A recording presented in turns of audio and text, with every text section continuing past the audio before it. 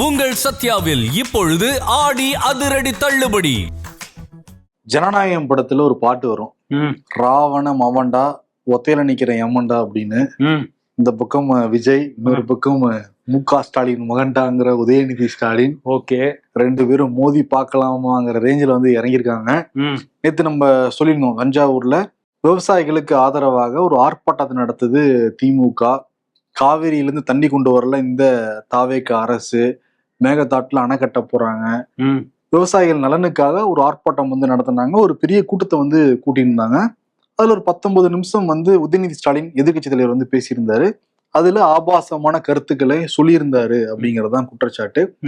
நேற்று ஈவினிங்ல இருந்தே ஆரம்பிச்சுட்டாங்க. தமிழிசை சவுந்தரராஜன் இவங்களுடைய நாகரிகமே இப்படிதான், திமுக ஆரம்பத்துல இருந்து இவங்ககிட்ட இவ்வளவுதான் வந்து எதிர்பார்க்க முடியும், ஒரு பெண்ணை பத்தி ஏன் இவ்வளவு தூரம் வந்து அவதூறா ரொம்ப கொச்சையா வந்து பேசணும், கண்டனம் வந்து பதிவு பண்ணியிருந்தாங்க. நேற்று ஈவினிங் ஒரு 7-8 மணிக்கு மேலேயே இந்த பேச்சுங்கிறது விஸ்வரூபம் வந்து எடுத்துட்டு இருந்தது. நேற்று நைட்டு முழுக்க என்ன டாக்கு அப்படின்னா, அரெஸ்ட் பண்ண போறாங்கிற ஒரு டாக்கு இருந்துட்டே தான் இருந்தது.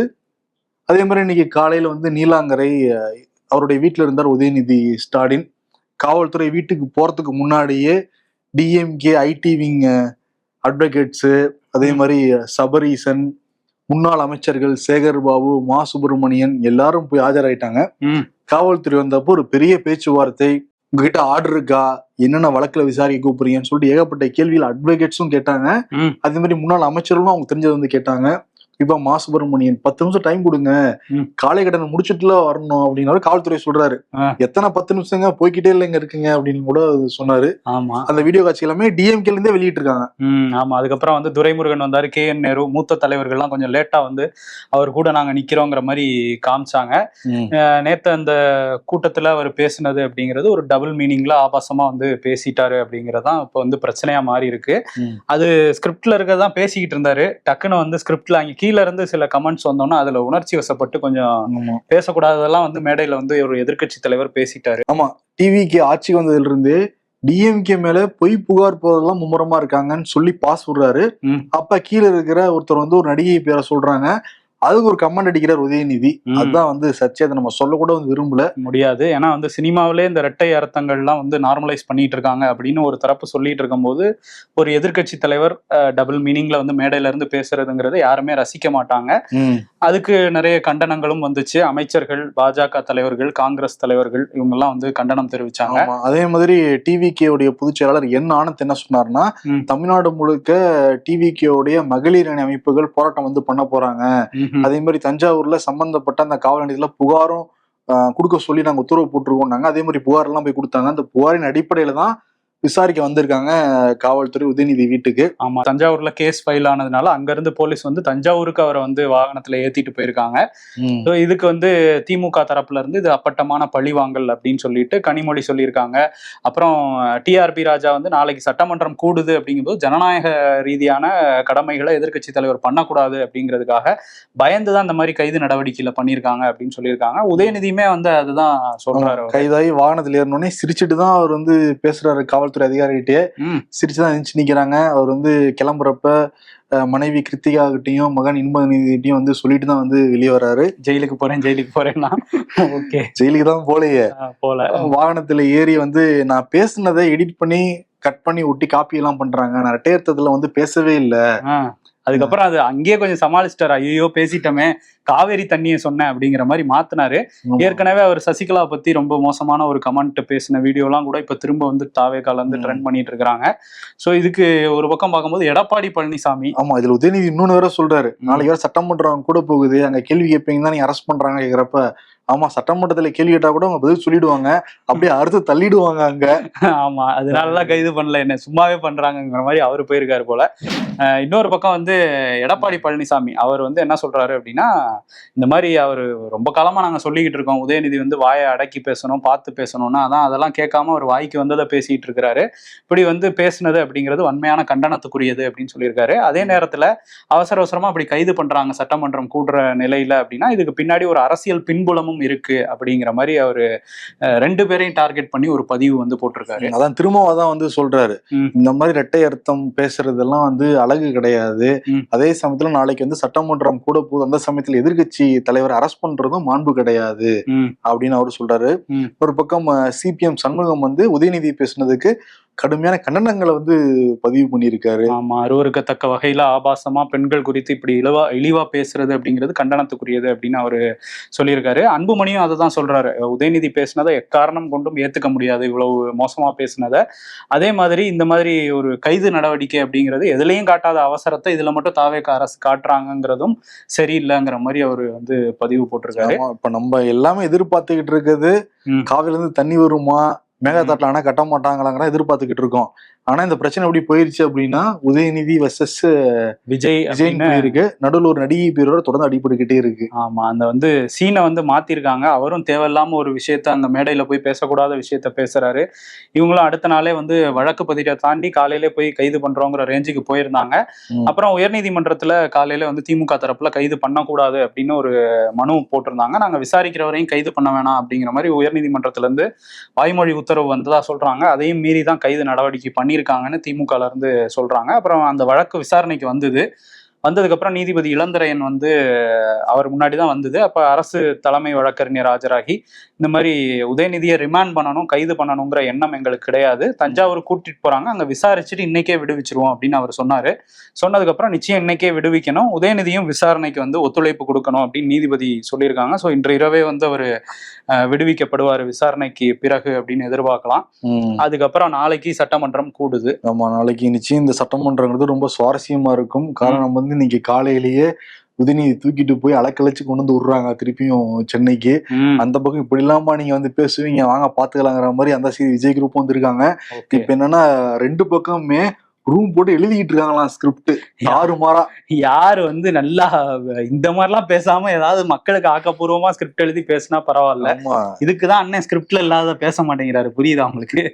எதுக்கு தேவையில்லாம பேசி இந்த மாதிரி, ஆனா ஸ்கிரிப்ட்லயே அவருக்கு இந்த மாதிரி எழுதி விட்டுருவாங்க, வாயில வந்துருவாங்க அப்படின்னு. ஆனா என்னன்னு சொல்ல மாட்டாரு, சொல்லி அவரு போயிடுறாரு. ஸ்கிரிப்ட்ல அவ்வளவுதாங்க எழுத முடியும். டேஷ்ங்கிறது வந்து விஜய்க்கு எழுதி தராங்கல்ல, அது வெறும் டேஷ் போட்டிருப்பாங்களா இல்ல டிஎஸ்ஹெச் போட்டிருப்பாங்களா? டிஎஸ்ஹெச் தான் போட்டிருப்பாங்களா இருக்கும். அது நமக்கு ஆமா, நமக்கு அது முக்கியம் இல்ல. நீங்க டேஷ்ன்னு போடுறத தாண்டி இப்படி எல்லாம் பேசிட்டு இருக்கீங்க, ஒரு முதல்வரும் எதிர்கட்சி தலைவரும் இப்படிதான் பேசுவீங்களான்னு மக்கள் வந்து பாத்துக்கிட்டு இருக்காங்க. இனிமையாவது கொஞ்சம் பொறுப்போட 2 பேரும் பேசணும். அதான் 2 பேரும் தான் சொல்றாங்க, மக்கள் பாத்துக்கிட்டு இருக்காங்க அப்படின்ட்டு. மக்கள் பார்த்துதான் இருக்காங்க நீங்க 2 பேரும் பேசுறதையுமே. ஆமா, அவரு உதயநிதி இப்ப நான் பேசுனது யாருக்கும் புரிஞ்சிருக்காது அப்படிங்கிற மாதிரி அவர் நினைச்சிட்டு இருப்பாருன்னு நினைக்கிறேன். ஏன்னா நான் அப்படி பேசல, அது வேற அர்த்தம் அப்படின்லாம் சொல்றாங்க. சோ கோர்ட்ல வந்து என்ன சொல்ல போறாங்க இந்த கேஸ் எல்லாம் வரும்போது, கோர்ட்டு குழம்பிடுது. அர்த்தமே வந்து கண்டுபிடிக்கவே முடியாத அளவுக்கு ஒரு இரட்டை அர்த்தம் போது சொன்னாலுமே பயங்கர கொச்சையா வேற இருக்கும். ரொம்ப மோசமான ஒரு ஆபாசமான பேச்சு தான். ஆமா, சரி, ஓகே. இந்த இதுல வந்து இப்ப உதயநிதி வெர்சஸ் விஜய் அப்படிங்கிறது திரும்பியும் முன்னிறுத்தப்பட்டிருக்கு.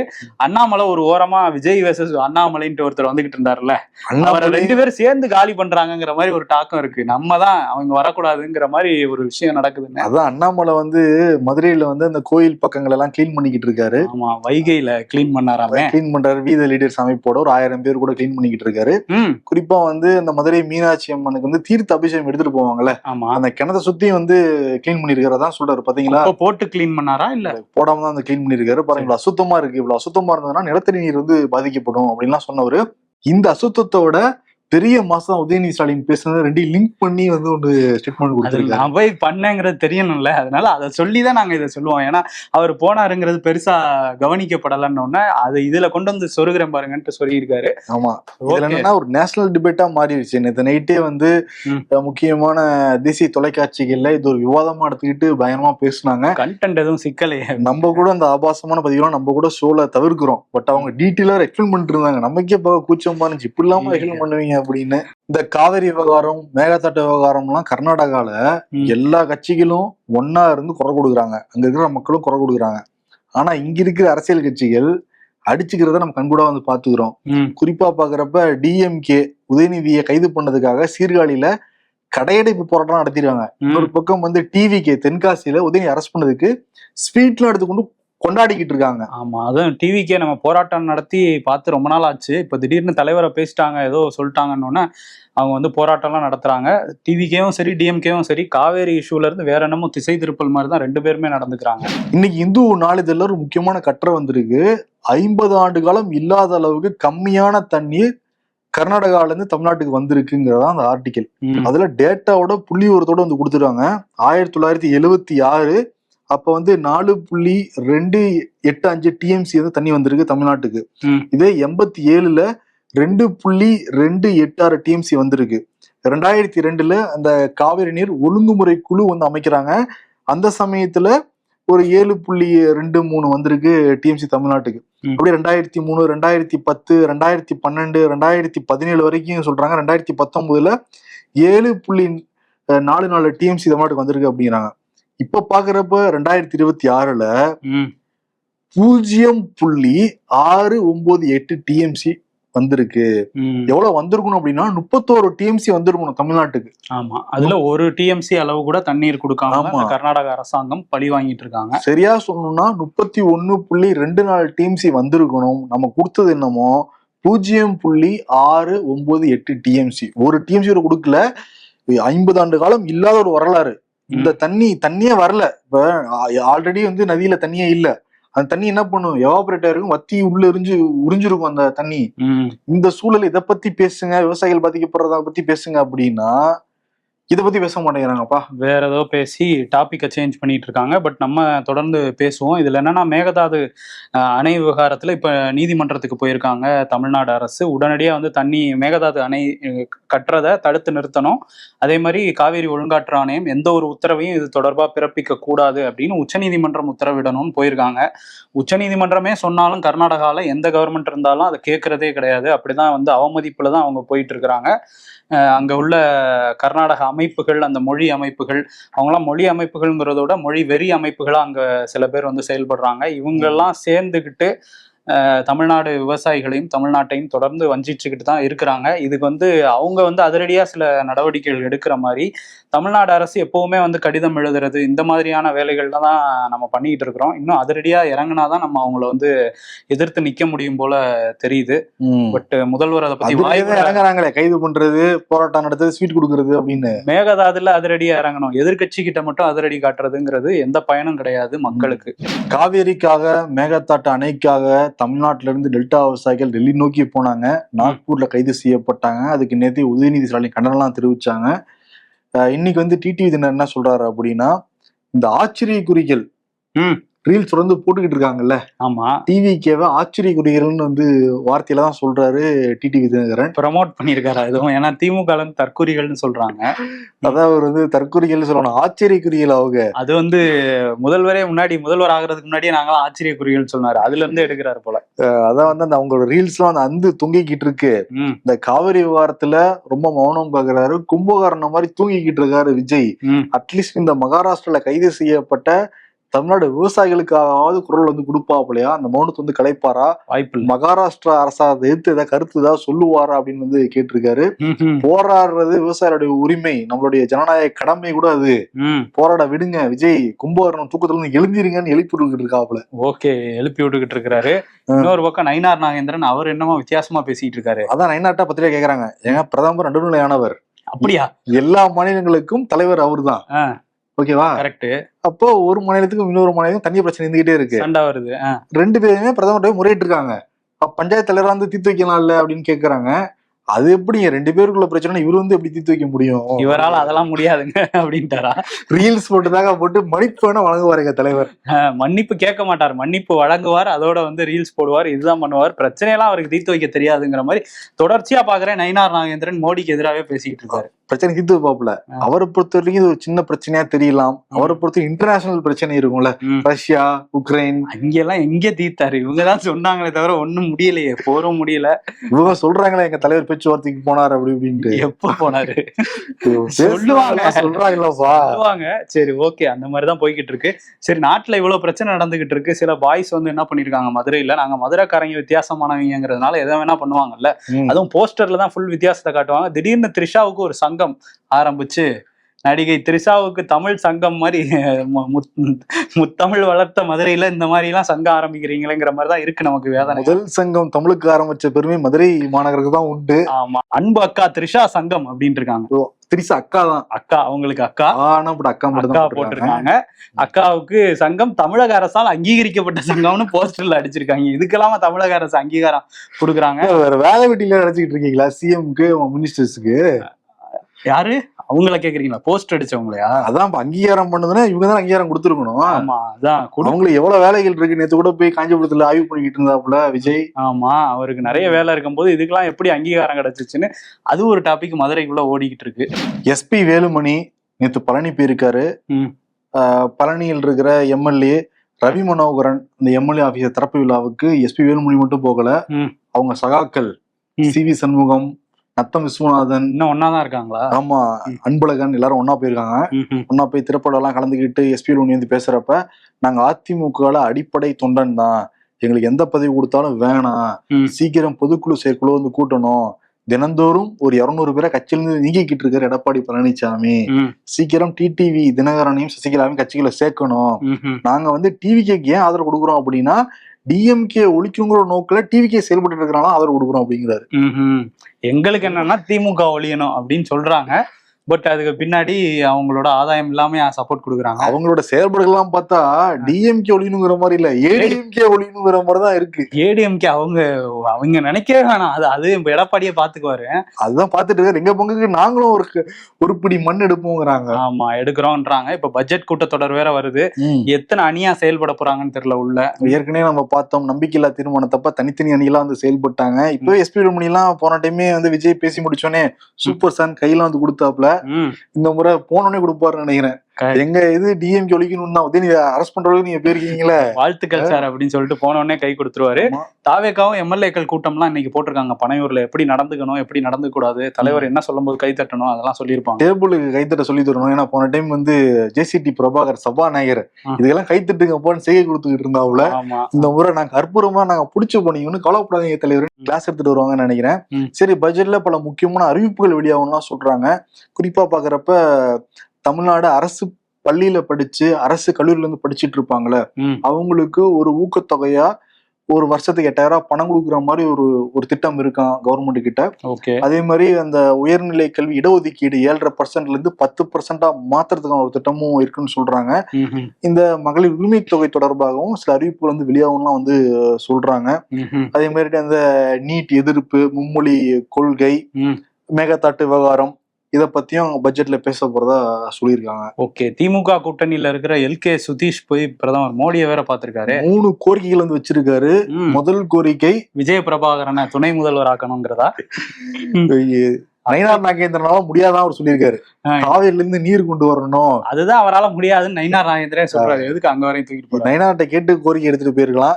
2வது கோரிக்கை மேகதாட்டுல அணைக்கட்டை விடக்கூடாது அப்படின்னு, அதுக்கும் ஒண்ணும் பண்ண மாட்டாங்க, மௌன சாமியாரா இருப்பாரு. 3வது என்ன அப்படின்னா விஜயகாந்துக்கு பாரத ரத்னா வந்து கொடுக்கணும் அப்படின்ட்டு இருக்காரு. ஓகே, ஏன்னா விஜயகாந்த் வந்து ஒரு காலத்துல கூட்டணியில இருந்த போது கன்னத்தெல்லாம் கொஞ்சி வந்து பார்த்தவர் தான் பிரதமர் மோடி. சரி பாப்போம் அந்த கோரிக்கை எல்லாம் என்ன பண்றாங்க. அந்த நட்புனாலதான் எல்கே சுதிக்கு அப்பாயின்மெண்ட் வந்து கொடுத்திருக்காரு. அவர் வந்து 24/7 கிடையாது, அதுக்கு மேலே வேலை பார்த்திருக்காரு. நடுவில் இப்போ ஒரு எக்ஸ்ட்ரா டாஸ்க் வந்து ரீல்ஸ் வேற அவரே எடுக்கிறாரு. அவரே எடுத்து அவரை எடிட் பண்ணி போறாரு நினைக்கிறேன்ப்பா. ஆமா, அந்த அளவுக்கு ஃப்ரீயா இருக்காரு. அது ஒரு சப்ஜெக்டா எடுத்துட்டு பண்றாரு. அடுத்த நாள்ல இருந்து 2 மணி நேரத்தை கடன் வாங்கி அது பண்ணுவாரு ஜி. சரி ஓகே, அதெல்லாம் பண்ணிட்டு இருக்கிறாரு. இன்னொரு பக்கம் வந்து தமிழ்நாட்டுல ஒரு காவல் ஆய்வாளர், ஒரு இன்ஸ்பெக்டர் வந்து கைதாயிருக்காரு. 40 லட்சம் ரூபாய் லஞ்சம் வாங்கி கேட்டிருக்காரு. யாருக்கிட்டனா ஒரு தொழிலதிபர் கிட்ட. இல்ல நீங்க கொடுக்கலன்னா உங்களை ஆம்ஸ்ட்ராங் கொலை வழக்குல சேர்த்துருவேன் அப்படின்லாம் மிரட்டி இருக்காரு. ஸோ அதனால புகாரிங்கிற அந்த இன்ஸ்பெக்டர் இப்ப கைதாயிருக்காரு. தமிழ்நாட்டுல பைக் டாக்ஸி நிறைய ஓடிட்டு இருக்கு. ஓலா, ஊபர், ராபிடோன்னு எல்லா நிறுவனங்களும் வந்து அந்த பைக் டாக்ஸியை அவங்களே வந்து ஆப்ல வச்சிருக்கிறாங்க. இப்ப இது தொடர்பா ஒரு பொதுநல மனு வந்து உயர்நீதிமன்றத்தில் தாக்கல் செய்யப்பட்டிருந்தது. என்னன்னா இந்த மாதிரி பைக் டாக்ஸி நிறைய ஓடுது, பட் இதுல வந்து சரியான ஒழுங்குமுறை வந்து ஒண்ணுமே இல்லை, ஒரு சட்டமோ எதுவுமே விதியோ இல்லை. அதனால வந்து நிறைய அதை ஓட்டுறவங்க பாதிக்கப்படுறாங்க, அவங்களுக்குலாம் ஃபைன் போடுறாங்க. இது வந்து ஒழுங்குபடுத்தணும் அப்படின்னு ஒரு பொதுநல மனு. அதுல தமிழ்நாடு அரசு வந்து இப்போ வரையும் அதுக்கான ஒரு குழு அமைச்சிருக்கிறோம், அது ஆய்வு செஞ்சுக்கிட்டு இருக்கிறாங்க. அதுவரையும் ஆனா பைக் டாக்ஸி ஓட்ட தமிழ்நாட்டுல தடை தான், நாங்க அபராதம் போடுவோம் தான் அப்படின்னு சொல்லியிருக்காங்க. ஸோ அது சொல்றாங்க, ஆனா ஒரு பக்கம் ஓடிக்கிட்டு இருக்க ஆப் வச்சு புக் பண்ணலாம். வந்தனே இப்ப அதுல தானே வந்தேன். சரி ஓகே. ஆனா வந்து அபராதம் அப்படின்னு நீ சட்டத்தை மீறி இருக்க, அது ஆப்ல இருக்கு, கொடுத்துருக்க, ஆப்ல இருக்கு, நம்ம வரோம், ஏன் யாரும் வரலையா, வர்றவங்களுக்கு அவங்க அபராதம் போடுறோம் தமிழ்நாடு அரசு கோர்ட்ல மட்டும் தான் சொல்றாங்களே தவிர அதை ஒழுங்குபடுத்துறதுக்கு அவங்களும் தான் குழு வச்சிருக்காங்கல்ல, பாப்போம் என்ன பண்றாங்கன்னு. முடிஞ்சா கைது பண்ணி பாருங்கயா. என்னையுமா என்னெல்லாம் பண்ண மாட்டாங்க. சரி ஓகே, கைது அப்படிங்கிற மாதிரி அவங்களே ட்ரால் மெட்டீரியலா மாறிடுவாங்க. சரி ஓகே, அப்படியே வந்து பீகாருக்கு போவோம். அங்க ஒருத்தர் வந்து பிரசாந்த் கிஷோர் ஜன்சுராஜ்னு ஒரு கட்சி ஆரம்பிச்சு 238 தொகுதியில ஆட்களை நிறுத்தினாரு. டெபாசிட் கூட கிடைக்கல, 3% ஓட்டு வாங்கினாரு. அவர் போட்டியிடல, சேஃபா தப்பிச்சுக்கிட்டாருன்னு நம்ம சொன்னோம். ஆனா இப்போ வந்து என்னன்னா பங்கிப்பூர் அப்படிங்கிற அந்த தொகுதியில நேத்தே சொல்லியிருந்தோம் லீடிங்ல இருந்தாரு அப்படின்னு சொல்லிட்டு. அந்த தொகுதி வந்து இதுக்கு முன்னாடி பாட்னா வெஸ்டா இருந்தது. அதுக்கப்புறம் வந்து கடந்த ஒரு 4 முறையா அது வந்து பங்கிப்பூர் அப்படிங்கிற புது தொகுதியா இருக்குது. கிட்டத்தட்ட 9 முறை அங்க வந்து கடைசி 9 முறையும் பிஜேபி தான் ஜெயிச்சிருக்காங்க. அதே லாஸ்ட் 5 டைம்ஸ் ஜெயிச்சது யாருன்னா தேசிய தலைவர் நிதின் நபீன் தான் ஜெயிச்சிருக்காரு.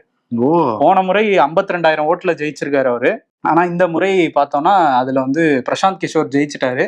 ஸோ பாஜகவுக்கு நாங்கள் மெசேஜ் அனுப்பிச்சிருக்கிறோம், இங்க உங்களுக்கு வந்து எதிர்ப்பு இருக்குங்கிறது தான் மெசேஜ்ங்கிற மாதிரி பேசியிருக்கோம். அதுவும் பிஜேபி தேசிய தலைவர் தொகுதியில போய் ஓட்டைய போட்டிருக்கா அப்படியே பிரசாந்த் கிஷோர். ஆமா, அதனால வந்து ஒரு தொகுதியில ஸ்ட்ராட்டஜி பண்ணியிருக்காரு, ஏதோ ஜெயிச்சிருக்காரு. அதே மாதிரி இங்க தமிழ்நாட்டில இருந்து வாழ்த்து போயிருக்கு. மு.க. ஸ்டாலின் வாழ்த்துன்னு சொல்லியிருக்காரு, முன்னாள் முதல்வர். ஏன்னா அவரை ஜெயிக்க வச்சவர்ல அந்த டைம் 21ல அவர் கூட இருந்தாரு, ஜெயிச்சாரு. இந்த டைம் வந்து இந்நாள் முதல்வருக்கு முன்னாடி ஸ்ட்ராட்டஜி எல்லாம் பண்ணி கொடுத்தாரு. ஒரு நாள் இங்கிருந்து வாழ்த்து போகலன்னு நினைக்கிறேன். போகல, ஏன்னா பாதியிலே போயிட்டாருல அவர் தான். அதுலயே போனா நண்பர் தானே. ஆனா என்னன்னா எதுக்குமே வாழ்த்து சொல்ல மாட்டேங்கிறாங்க, கண்டனம் தெரிவிக்க மாட்டேங்கிறாங்க. சைலண்ட் மூட்ல இருந்தா எப்படிதான் நம்ம புரிஞ்சுக்கிறது? ஒர்க் மோர் டாக்லெஸ் ஏதோ சொன்னார்ல, அந்த மாதிரிதான். உச்சநீதிமன்ற நீதிபதிகளோட எண்ணிக்கையை உயர்த்துற மசோதாவை நாடாளுமன்றத்துல கொண்டு வந்தாங்க. அந்த மசோதா வந்து நிறைவேறி இருக்கு. ஆமா, இன்னொரு பக்கம் என்னன்னா அந்த புற்றுநோய் பாதிக்கப்பட்டவங்களுக்கு தனியா ஒரு 12 இருக்கைகளை இதுல வந்து ட்ரெயின்ல வந்து 12 பர்த் வந்து எப்பவுமே இருக்கும், தனியா இடஒதுக்கீடு பண்ணி வச்சிருப்போம் அப்படிங்கிற மாதிரி ரயில்வேஸ்ல இருந்து வந்திருக்கு. புற்றுநோய் பாதிக்கப்பட்டவங்க அவங்களோட அந்த மருத்துவ ஆதாரங்களை காட்டி அந்த டிக்கெட்டுகளை பெறலாம் அப்படின்னு சொல்லியிருக்காங்க. ரயில்வே கவுண்டர்ஸ்ல போய் அவங்க கூட வரவங்களுக்கும் ஒரு பயணிக்கும் வந்து இந்த இடஒதுக்கீட்டுல இடம் இருக்குங்கிற மாதிரி சொல்லியிருக்காங்க. நல்ல விஷயம் தான். ஆக்சுவலி ஈரான் அமெரிக்கா பேச்சுவார்த்தை நடக்குது அப்படிங்கிற மாதிரி ட்ரம்ப் சொல்றாரு. ட்ரம்ப் என்ன சொல்றாருன்னா இதுதான் கடைசி சான்ஸ், ஒழுங்கா நாங்க சொல்ற இடத்துல கையெழுத்து போட்டுருங்கன்னு ஈரானை வந்து மிரட்டுறாரு. ஈரான் என்ன சொல்றாங்கன்னா ஸ்ட்ரைட் ஆஃப் ஹோர்முஸை கண்ட்ரோல் பண்ண நினைக்குது இந்த அமெரிக்கா, அவங்களோட பேச்சுவார்த்தை நாங்க நடத்த மாட்டோம் அப்படின்னு சொல்றதுனால இது இன்னும் நீளும் போல தெரியுது. ஒரு பேச்சுவார்த்தை 2 பேரும் உட்கார்ந்து பேசணும், ஆனா 2 பேரும் பேசுறதுக்கே உட்கார மாட்டேங்கிறாங்கும் போது இது எவ்வளவு நாள் போகுமோங்கிற ஒரு அச்சம் இருக்குது.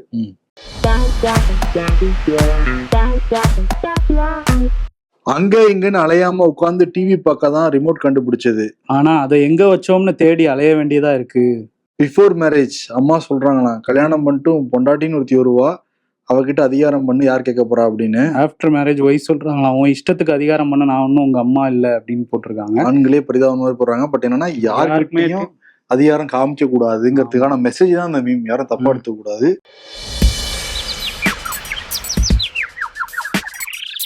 கொடுத்த கடனை திருப்பி கேட்கவும் முடியல, திருப்பி கேட்காம கொடுக்கிற ஆளை பார்த்து கடன் கொடுக்கவும் தெரியல. இடைத்தேர்தலுக்கான தடையை நீக்க கோரி சி. விஜயபாஸ்கர், எம்.ஆர். விஜயபாஸ்கர் மனு. மக்கள் சேவை செய்ய ஆர்வம் வந்துருச்சு போலன்றாங்க. அரசியல்ல இதெல்லாம் சாதாரணமாப்பா. நாளைக்கு தமிழ்நாடு சட்டமன்றம் கூட போகுது. தமிழ்நாடு சட்டமன்றத்துல முதல்வருக்கு எதிரில் உட்கார்ந்து இருப்பாரு எதிர்கட்சி தலைவர். ஆமா, மோதி பாப்பமாங்கிற மாதிரி உங்களோட மைண்ட் வாய்ஸ் இருக்கும். பட் இன்னைக்கு ஆட்டத்தை வந்து ஆரம்பிச்சிருக்காங்க. அதனால மோதி பாப்பமாங்கிற அவார்டை வந்து கொடுத்துடலாம். இந்த பக்கம் வந்து உதயநிதி பேசினா ஏத்துக்கவே முடியாது, ரொம்ப ஒரு இரட்டை அர்த்தம் கொண்ட ஒரு பேச்சு தான் அது. இவங்களும் விசாரி கூட்டிட்டு போய் நீங்க வந்து விடுவிச்சிருவோம்னா சொல்றாங்க. பாப்போம் நாளைக்கு எப்படி இருக்க போகுது அப்படின்னு. ஓகே, நன்றி. உங்கள் சத்யாவில் இப்பொழுது ஆடி அதிரடி தள்ளுபடி.